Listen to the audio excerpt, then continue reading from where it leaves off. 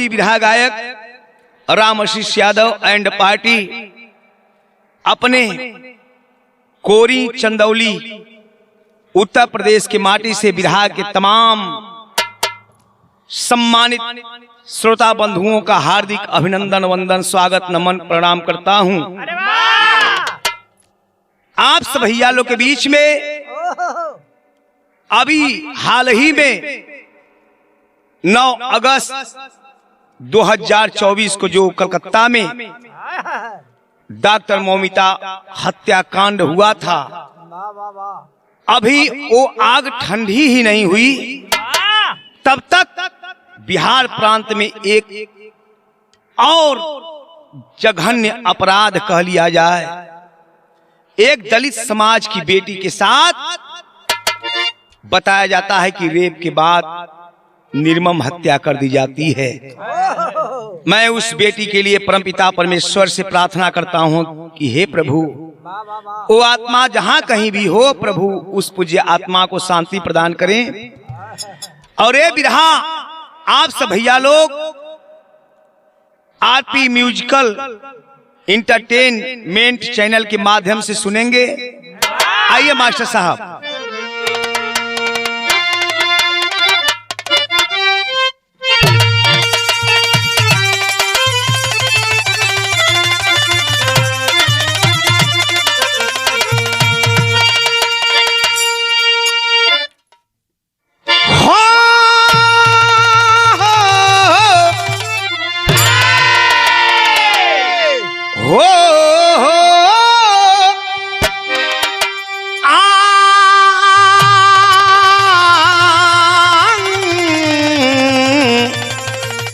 सवरिया हो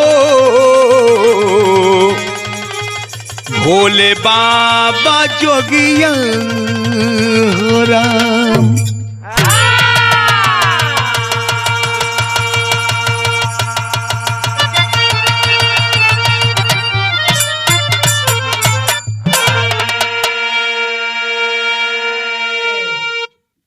ए बाबूजी, बिरहा के भूमिका में कवि जी बड़ा सुंदर बात लिखत हुआ।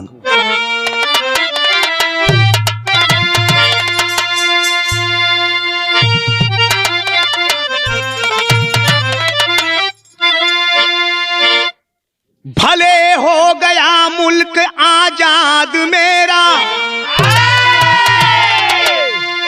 आजादी का सुख लिए पूंजीवादी,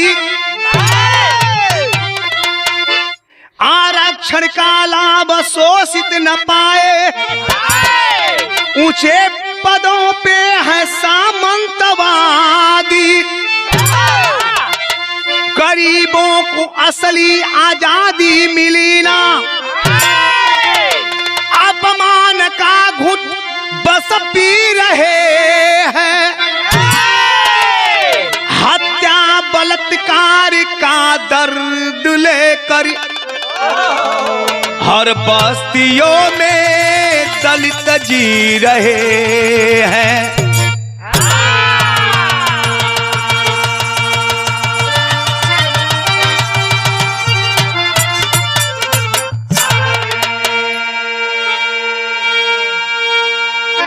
बिरहा में यहाँ एक लाइन नई नई गजल का नमूना बा।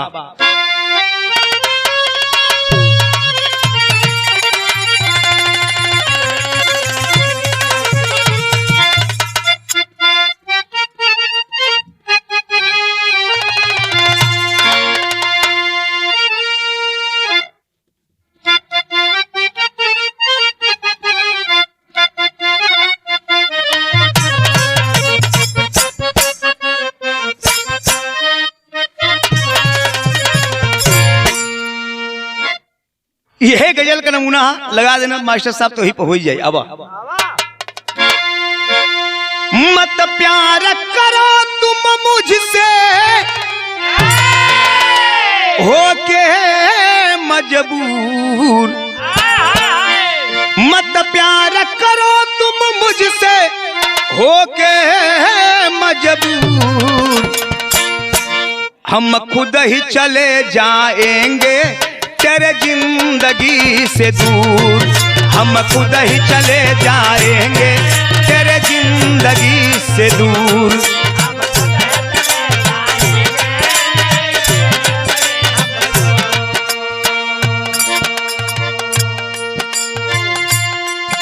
ये तो गजल का नमूना है, लेकिन बिरहा के अंतर्गत कवि जी बड़ा सुंदर बात लिखत होनी, सबके खातिर लिखत हुवन, हम समाज के लिए। शोषितों की बेटी बहने,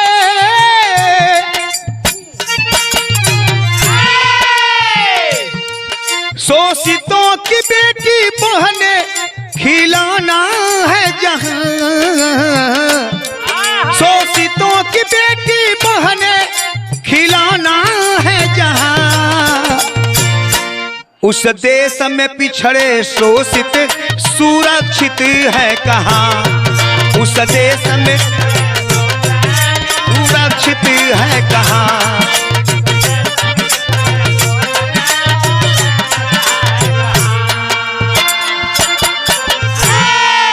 आज हिंदुस्तान में बाबूजी शोषितों दलितों की ये स्थिति है। हमारी बहन बेटी हो चाहे आपकी बहन बेटी हो, आज के कलयुग के जो दुशासन हैं इनको खिलौना बनाकर छोड़ दिए हैं। जब चाहते हैं अस्मत लूट लेते हैं, निर्मम हत्या कर देते हैं। बार हिंदुस्तान नजम का भाव लगल कैसे?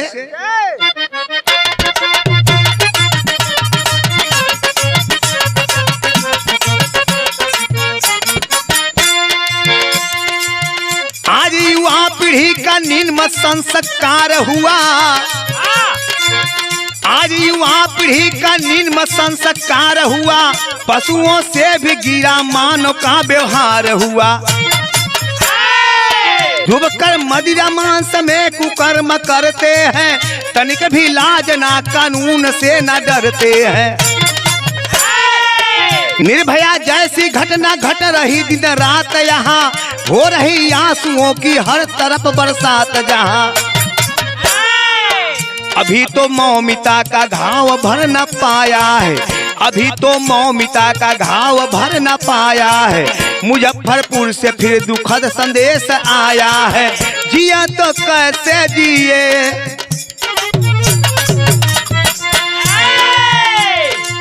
जिए तो कैसे जिए लोग इस आजादी में, जिए तो कैसे जिए लोग इस आजादी में। दरिंदे को मजा है दलितों के बर्बादी में।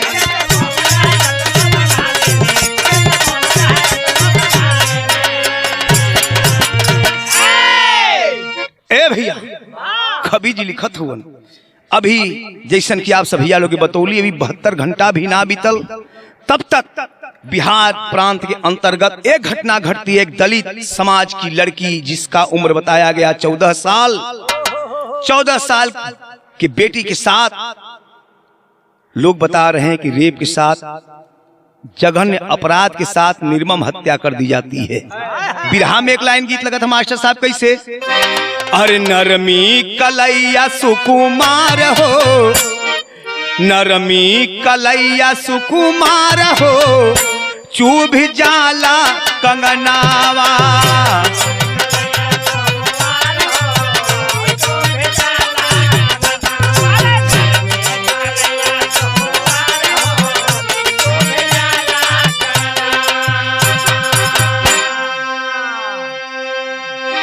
ए भैया ये तो गीत रहा, लेकिन बिरहा में कवि जी भाव लिखत हुआ कैसे? कई के मजदूरी का काम हो, कई के मजदूरी का काम हो, पेट पर्दा चलावे।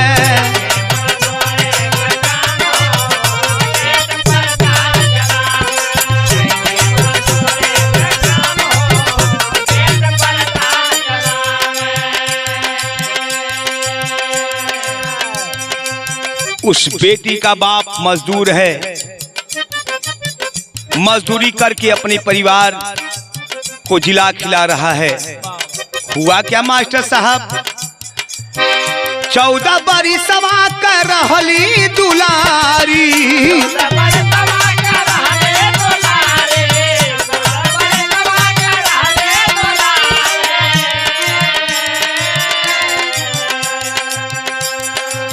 14 बरिसवा कर रहली दुलरिया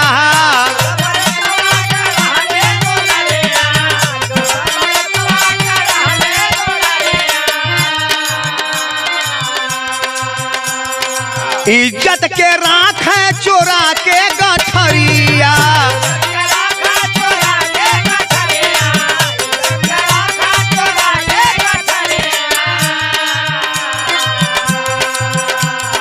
जोगवल कर सुबह शाम हो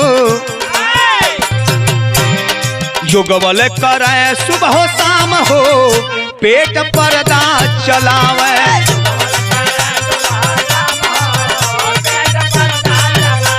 क्या बात है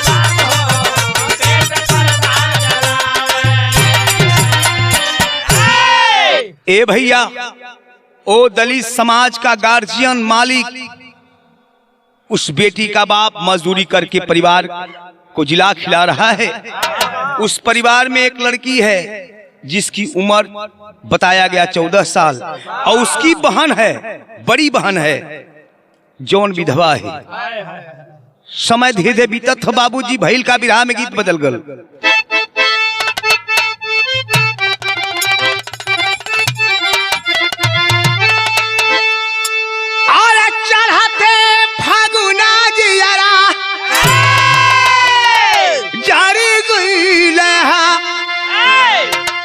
मर सजना सनहिया बिसरी गइल ई तो गीत रहा लेकिन बिरहा में कवि जी भाव लिखत हुन कैसे अरे बेटी जनमावल याद दोस्त बहिलहा ऐसन जुगा बाना केहू के भरोसा हुए हो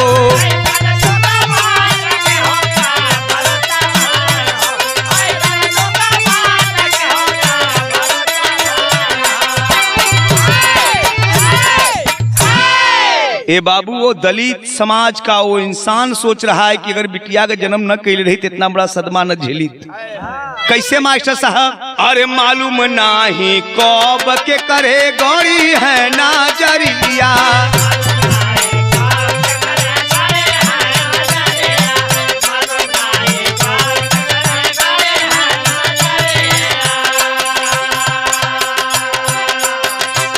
मालूम नाही कब के कर गौरी है नाजरिया कब के करे हर पले कब के हर पाले ही जोगावल गाठरिया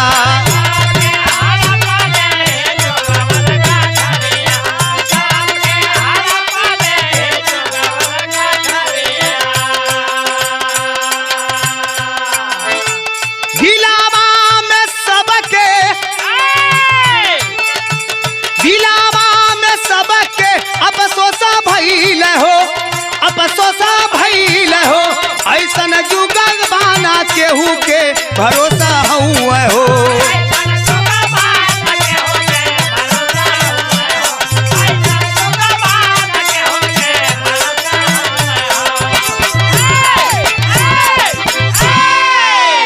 ए बाबू बाबू बड़ा चिंता में हुआ लेकिन मुख्य आरोपी कौन है गौर करेंगे बाबूजी कैसे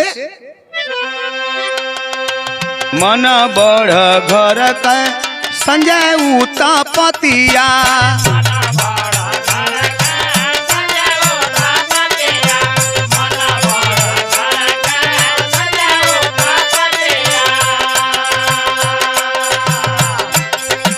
मन बढ़ घर के संजय उता पतिया कुछ दिन पहले जे कर मल आवारतिया कुछ दिन पहले जे कर मरल आवा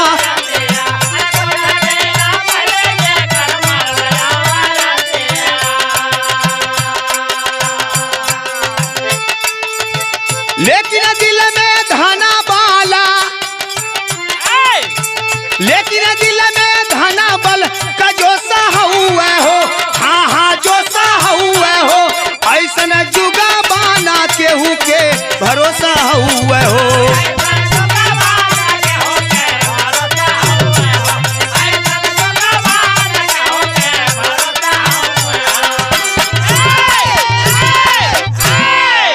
ए बाबू, इस जमाने को देख करके पिताजी बड़े चिंतित हैं। उसी गांव का रहने वाला संजय राय नाम का एक व्यक्ति, जिसकी हाल ही में पत्नी एक्सपायर गुजर गई है।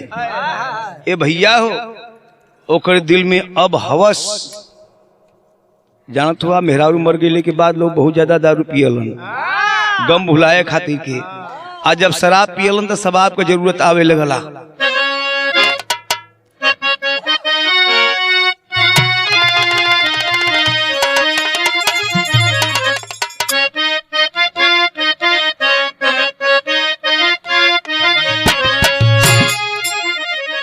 अरे मोरे पीछा वाड़ावा जमीरिया के गछिया, जमीरिया के गछिया, आता ही ऊपरा कागा बोले बोली दोइया।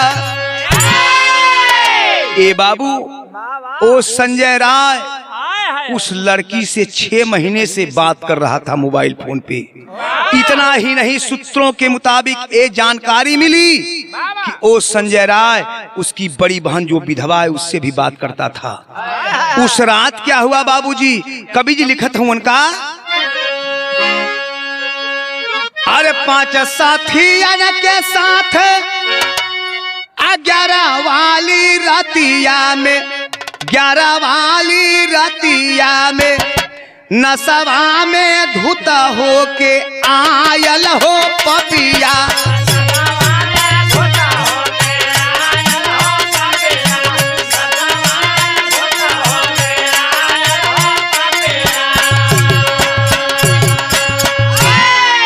ए बाबू, 11 अगस्त रात में नशे में जब धूत हुआ, अपने 5 मित्रों के साथ वह संजय उस दलित के द्वार पे गया। जातिवाचक शब्दों से गाली दे रहा है और धमकी देता है कि मान जा, मुझसे इसकी शादी कर दे, अगर नहीं करता है तो मैं तेरी जिंदगी तबाह कर दूंगा। करते हुए 5 मित्रों के साथ गया, फिर उस लड़की से बात करता है मोबाइल फोन पे। हुआ क्या, 5 साथियों के साथ 11 वाली रतिया में, 11 वाली रतिया में नसावा में धुता हो के आयल बाहो पपिया, नसावा में धुता हो के।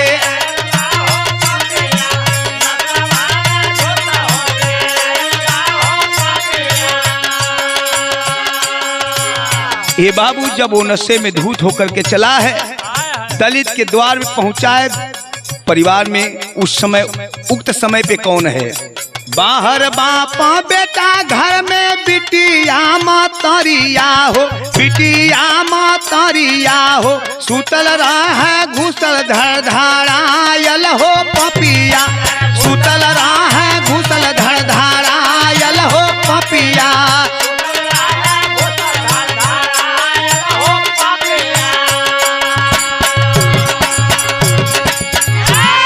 बाबू, बिटिया के जबारी उठा के लेके चली गल, उठा के लेके चली गयल, घरवा का लोग कठुआयल हो पपिया।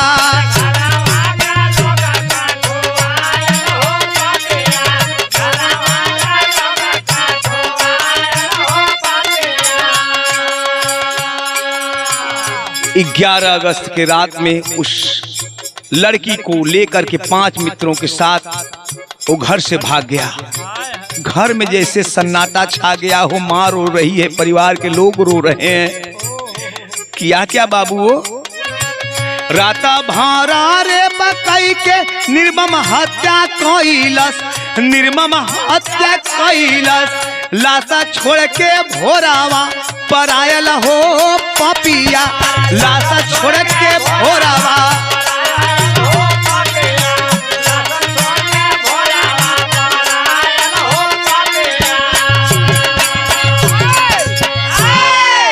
ए बाबू, वो पापी नीच गद्दार उस लड़की को लेकर के 5 मित्रों के साथ घर से भाग गया। ऐसा बताया जाता है बाबूजी, उसकी माँ बताई कि हमारी बच्ची के साथ वो रेप किया और रेप करने के बाद जघन्य अपराध निर्मम हत्या भी कर दिया। तेरी में संकेत बा बाबू।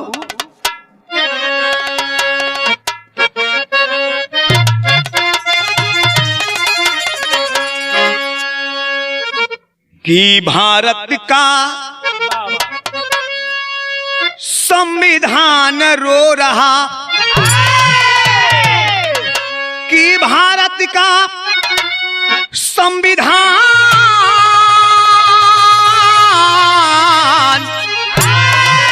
ओ भारत का संविधान रो दिया।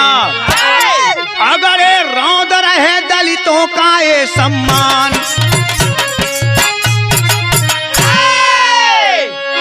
कहने का तात्पर्य क्या, लाश रही तालाब के तट पे, लाश रही तालाब के तट पे नजर पड़ी जब हुआ अजोर, पल में चौदिस खबर है फैली, देश प्रदेश में मच गया शोर। 11 तारीख के रात की घटना 12 तारीख के सुबह जब भइल, जब सुबह भइल बाबू अजोर भइल, कुछ लोग घूमत फिरत तालाब के तरफ गईलन ह। एक पोखरा में, पोखरा के किनारे उस बच्ची का लाश पाया गया। एक जंगल की आग की तरह एक खबर फैल गई। इधर हिली सरकार की कुर्सी, इधर हिली सरकार की कुर्सी, आदेश जारी किया कठोर, छानबीन में पुलिस जुटी है, जनता मांग करे पुरजोर। भैया हो जब ये खबर लगल, पुलिस प्रशासन पहुंचल, सभी लोग सड़क पे आ जाते हैं, आवाज देते हैं उस पीड़िता के साथ न्याय होना चाहिए साहब। बड़ा दुलारी बिटिया हमहन कर है, हमहन के छोड़ के चल गई। ये बाबू उस समय भागती हुई माँ, पिता, भाई सभी लोग एकत्रित हैं और रो करके के बात करते हैं, कहते हैं बाबू बिरहा में गीत लग गई।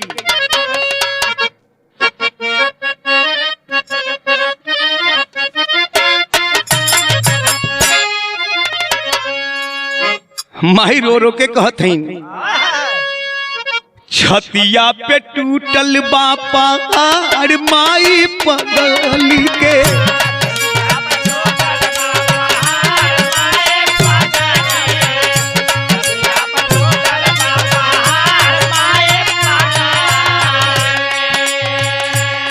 ए बाबू माँ जाकर के अपनी बच्ची की लाश के ऊपर गिर पड़ती है, रो रही है, हाय रे मेरी बेटी, क्या सपना दिखाकर तू मुझे छोड़कर चली गई रे बेटी। लसिया पे कर लीदहार माई पगली के, लसिया पे कर लीदहार माई पगली के, छतिया पे टूटल बा पहाड़ माई पगली के।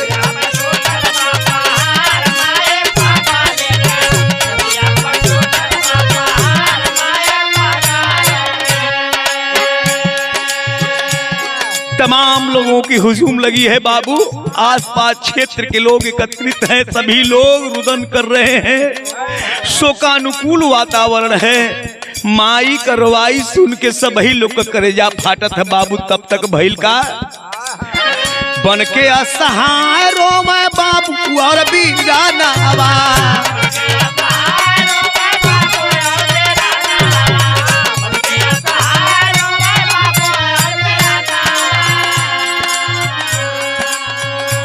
तब तक गरीब बाप भागते हुए उस लाश के पास आए। तब तक उस पीड़िता का भाई भी रोते हुए उस समय पहुंचा है। बन के असहाय रोवे बाबू और बीरानावा, हम दलितन का नाही जगह में ठेकावा।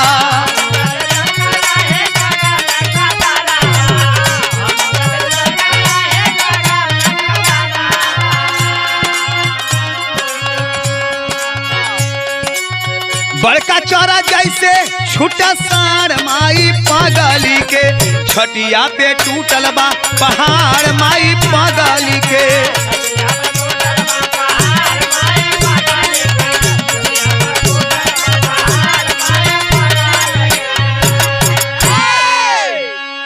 बाबू मतारी भाई बाप को रोवाई देख के अगल बगल क्षेत्र जितने लोग वहां एकत्रित थे, जितने प्रशासन के लोग थे, देख करके एक बार बाबूजी जैसे कलेजा फट जाएगा।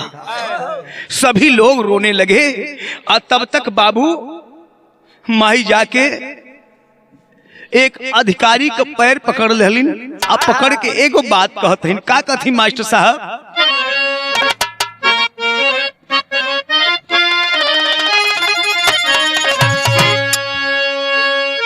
उमतारी पढ़ल लिखल ना नहीं गैली ना गोड़ धैलिन कनी साहब, ए साहब एगो हमार बात न सुनला। का कहलिन बाबू कि अफसर साहब हो, कि अफसर साहब हो, चाहे मौत दा चाहे दे दा न्याय, अफसर साहब हो।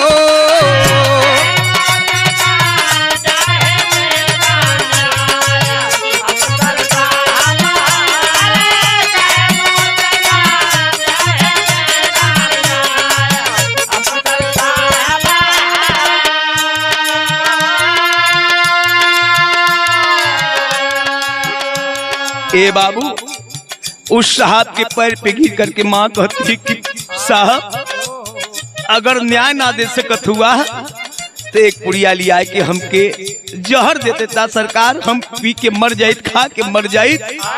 अनाही साहब अगर इंसाफ कई चाहत हुआ तो हमके न्याय दे दा। और माँ रो रो करके सारी बात बता रही हैं। संजय राय अभियुक्त बा, असली कहली पूरी कहानी।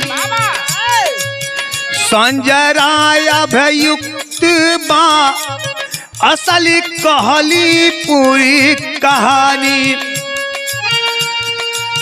और जब से ना पापी पकड़ाई तब से पिया बनाई पानी, अफसर साहब हो, कि अफसर साहब हो। बाउर भैली बेटी हम जन्माए, अफसर साहब हो।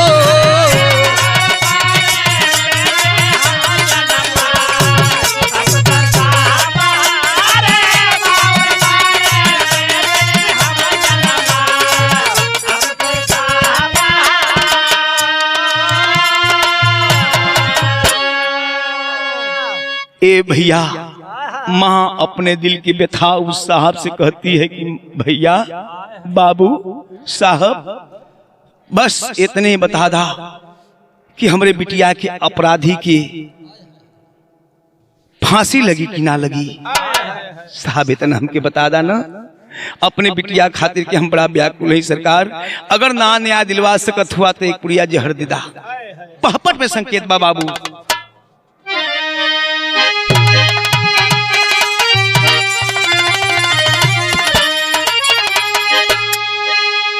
अरे देश रही कैसे आपन खुशहाल, हाल जब ऐसन बा खड़ा याद बा सबसे बड़ा सवाल, हाल जब ऐसन बा।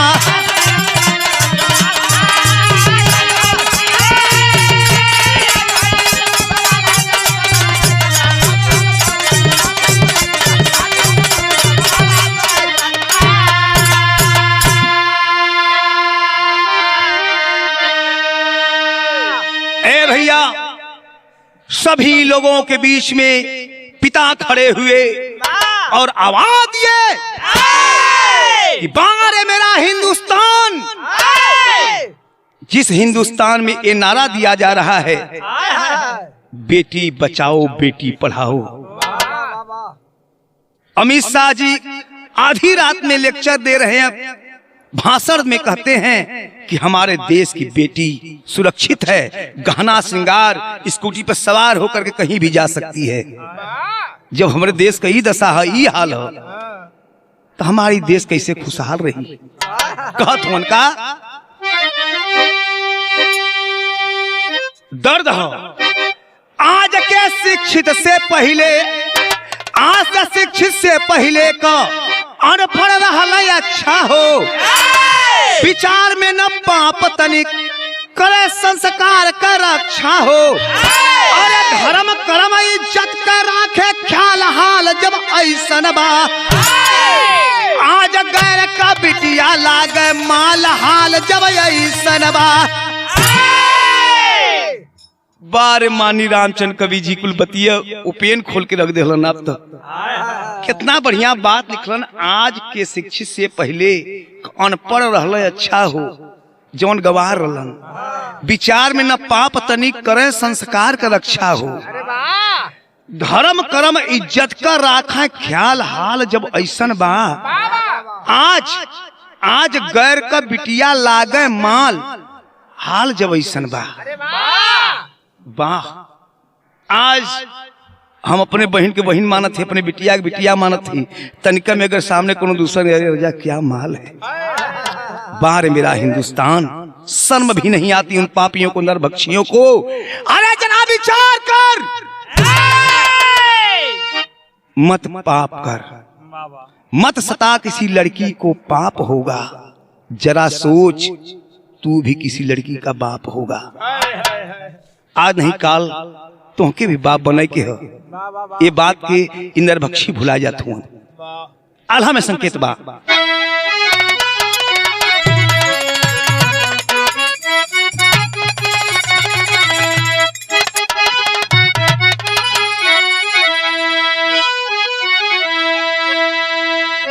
आए हे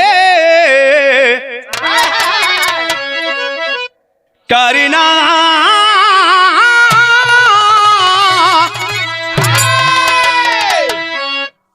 कब तक ऐसन रोज घटत रही घटना ये भैया।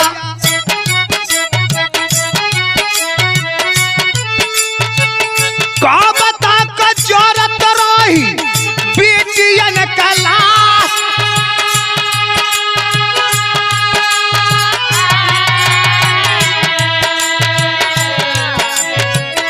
कब तक हत्या पालत कार होई ऐसे ये बाबू।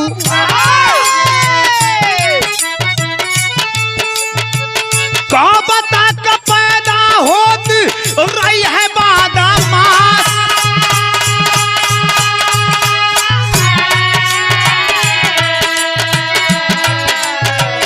आज ई है प्रश्न हो,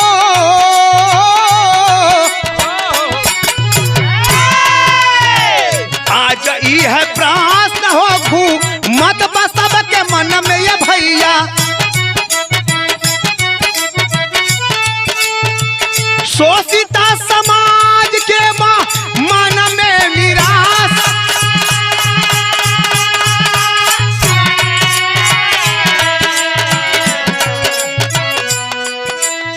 ए भैया तनी ओ स्थान पर चली जहां वो पीड़िता का लाश बा। कितना निर्दयी, कितना पापी है वो आरोपी। लड़की के साथ क्या क्या किया है गौर करेंगे। रेप कई के पापी काट दे लिया सतनवा बापू।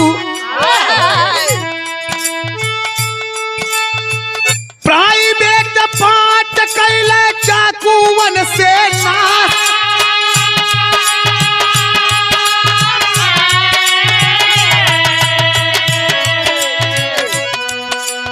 खबर मिली सूत्रों के अनुसार बाबूजी कि उस बच्ची के साथ रेप करने के बाद खुरपी खुरपी वो बिटिया के काट देवल गईल। इतना ही नहीं बाबू, ओकर स्तन भी वो खुरपी से काट के अलग कर देवल गईल। इतना से भी पेट नहीं भरा उन पापियों का बाबूजी। चाकू लगा करके प्राइवेट पार्ट में, उस प्राइवेट पार्ट को भी फाड़ देते हैं सब।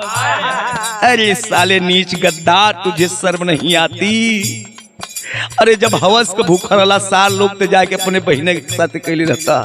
इतना बड़ा निर्मम हत्या काहे स्त्री बिटिया के साथ कैला। तब पपियन के खोजत बापू ली सरा तो दिनमा भैया अब ही तलकले पुलिस महातास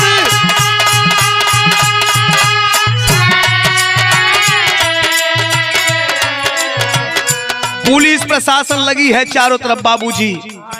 तलाश शुरू है लेकिन एक सबूत मिला, संकेत मिला, सूत्र मिला। क्या? गाड़ी बोलोरो मीठी ले पकड़ायल भैया पापिया करो हल की मदादा गारा खास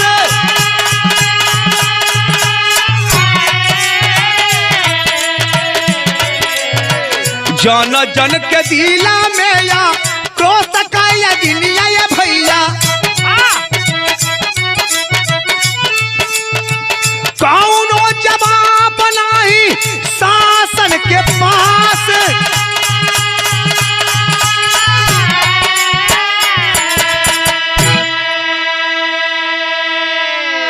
ए भैया तलाश जारी है। प्रशासन के हाथ एक सबूत मिला। सबूत क्या था? मिथिलेश सिंह की बोलेरो गाड़ी। उसी गाड़ी से पांचों शराब पीने के बाद कहीं गए थे। एक खबर मिली उस बोलेरो को और मिथिलेश सिंह को गिरफ्तार किया गया। लेकिन संकेत मास्टर साहब तो ऐसा ही उठी।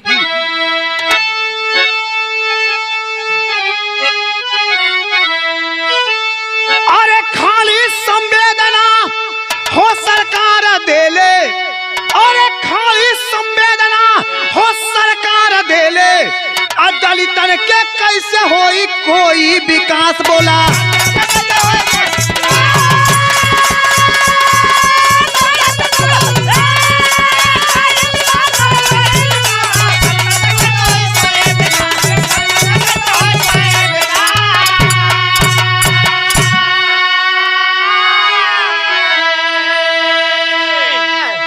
कोई नेता सुनेगा चाहे कोई हो, चाहे वो सपा का हो, भाजपा का हो, कांग्रेस का हो, बसपा का हो, कोई भी हो, सुनेगा तो यही कहेगा हम इस बात की आलोचना करते हैं, हमें दुख है उस पिता के प्रति। क्या दुख है? आप तो राजशाही वर्ष पहले हुआ, राजशाही मजालित हुआ। जरा गौर करिए क्या संविधान बाबा साहब बनाकर गए थे। आखिरी भाव लगल मास्टर साहब।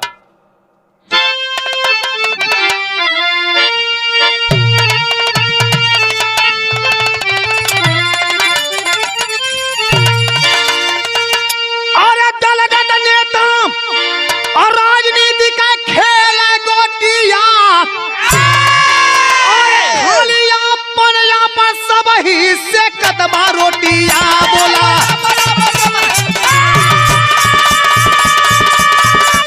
क्या बात है?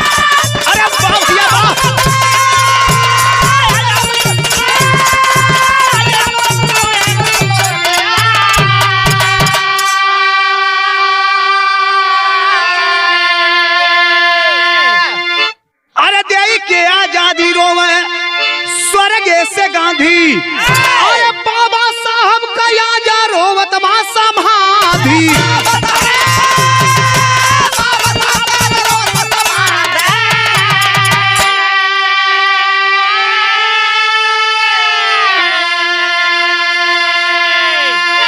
मैं ऐसी लेखनी को सत नमन करता हूँ। और हमारे पास कोई शब्द नहीं जिस शब्द से संबोधित करके मैं कवि जी को कहूं। कितना बढ़िया बात लिख रहा सुमंगल भैया।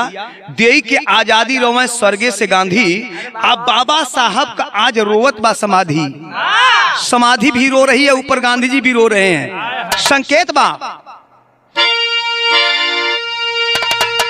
अरे संतरिया मंतरी सब काट नोटिया, सब ही से कदमा रोटी।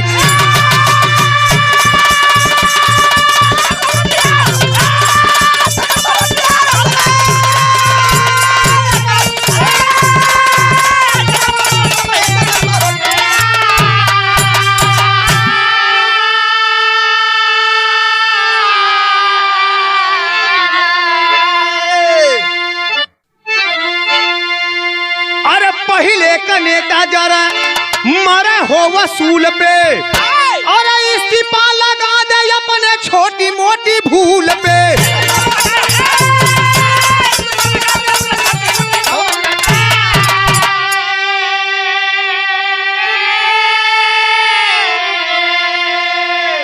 पहले का नेता रहलन, ऊ नेता कहल जातलन।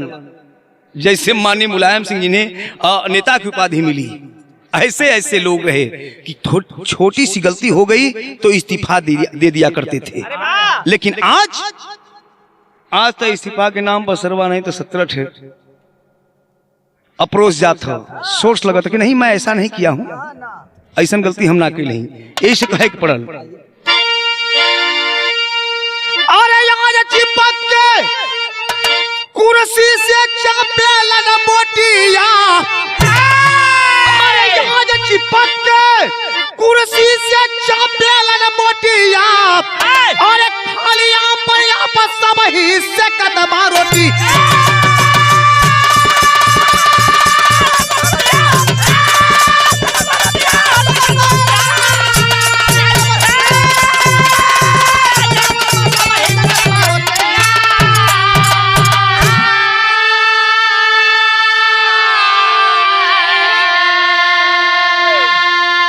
गुरु बिहारी, गुरु गणेश और रामलाल गंभारी, बच्चन दुख में कवि चंद्रिका, रामदेव फूलवारी।